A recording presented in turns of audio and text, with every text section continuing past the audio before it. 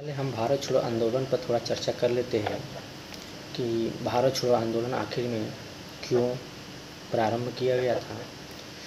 जब Cripps mission जो है असफल हो गया तो उसके बाद जो है उसकी असफलता के बाद महात्मा गांधी एवं कांग्रेस की नीति में निर्णायक परिवर्तन आ गया था और कांग्रेस जो है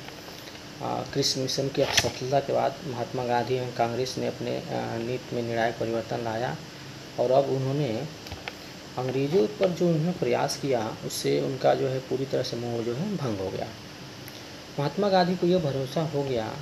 कि केवल आंदोलन से ही समाधान निकल सकता है और इसी बीच जो है जापान ने भारत के काकीनाडा एवं विशाखापट्टनम पर बमबारी शुरू कर दी। जब उन्होंने क्रिप्स मिशन असफल हो जाता है और महात्मा गांधी जी अभी आंदोलन के बारे में विचार कर ही रहे थे, तब तक जो है उस समय जापान ने काकीनाडा और विशाखापट्टनम पर बमबारी शुरू कर दी। इसके बाद गांधी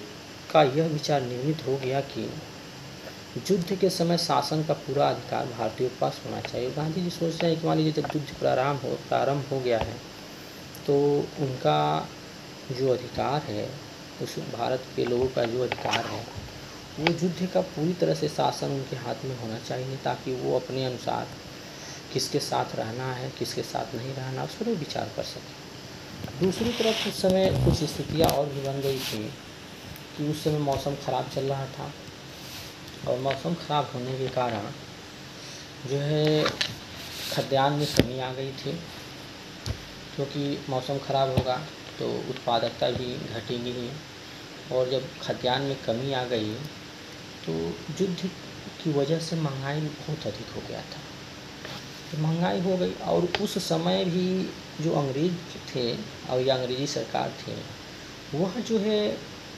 खाद्यान्न के आयात को नहीं बढ़ाया, बाहर से उन्होंने जो है कि खाद्यान्न को नहीं मंगाया। इसका सम्मिलित प्रभाव हुआ कि देश में भुखमरी की स्थिति बन जाती है और अनाज की कालाबाजारी भी शुरू हुई है। तो आप तो अच्छी तरह से जानते हैं कि जब भी ऐसी स्थिति आती है तो कालाबाजारी होना ही होना है।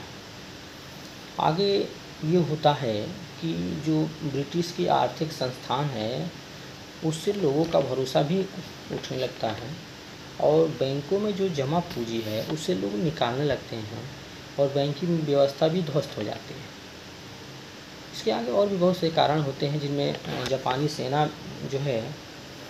जब उसका आक्रमण का संभावित बनता है तो अंग्रेज़ी सेना ने बंगाल और उड़ीसा के नावों को जब्त कर लेते हैं और नहरों के पानी भी खाली करा देते हैं, जिससे वो होता है कि जो वहाँ के मछुआरे रहते हैं उनका जीवन दुर्लभ हो जाता है और साथ ही सिंचाई के अभाव में फसल उत्पादन भी क्या होता है प्रभावित होता है। इस कारण से 1943 में बंगाल में अकाल की स्थिति बन जाती है और जापानी सेना ने क्या करते हैं कि मलाया और बर्मा जैसे क्षेत्रों पर हमला किया। तब अंग्रेज़ों ने भी वहाँ केवल यूरोपीय नागरिकों को ही सुरक्षित निकालने का प्रयास करते हैं, बाकी जो वहाँ के भारतीय हैं उन्हें युद्ध में उसी हाल में छोड़ दिया जाता है। तो इस तरह से इंग्लैंड जो है पूरी तरह से एक तरफ लगा कि इंग्लैंड हार ही रहा है और दूसरी तरफ जापान जो है भारत पर लगातार आक्रमण कर रहा था। और जब यदि जापान जो है भारत पर आक्रमण करेगा तो अंग्रेज़ भारतीयों की सहायता नहीं करेंगे, ये भी एक असंतोष का कारण था।